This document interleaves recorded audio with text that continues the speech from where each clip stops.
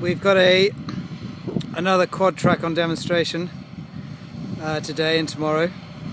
We're pulling our subsoiler with it. This field is one of the fields that we ploughed very early. It was barley and ploughed very soapily, and this field is quite compact, so I'd intended to subsoil this field, but we're doing it after we ploughed it. But you can see on this soil how hard it gets very quickly.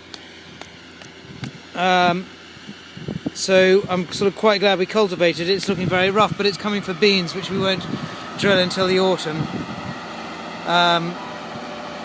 So it's fine if it's rough. We should get a lot of weather on it before we drill it.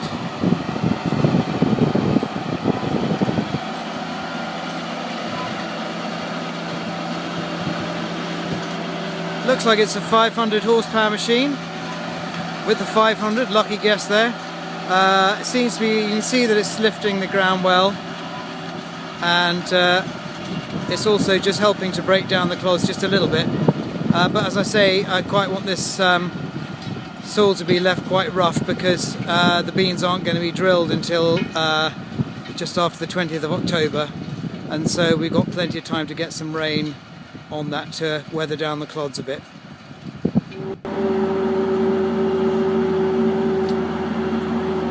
This is inside the demonstrator Quadtrac we've got, a Case 500. It's not too dissimilar to our existing one, apart from the one or two different things, like it's got its own screen. We've got our own RTK system with our own screen in there, and this is one that comes from Case. And the no idea what to call it, but I'm going to call it the joystick, probably completely wrong. But anyway, it's got a lot more functions on there, so you can control it from the stick rather than on ours. You have to be flicking down to the sort of panel a bit more. So that's quite good.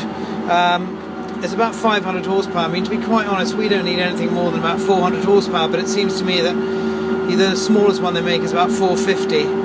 But tractors just seem to be getting bigger and bigger. I'm going to sound like an old man now. But if we're to stick with a Quadtrac, it seems to me that the smallest one we're going to be able to get is a 450. So when it comes to changing, we'll just have to see what else is around and see what else can pull this subsoiler and the other bits and pieces we've got, and make a decision at that point.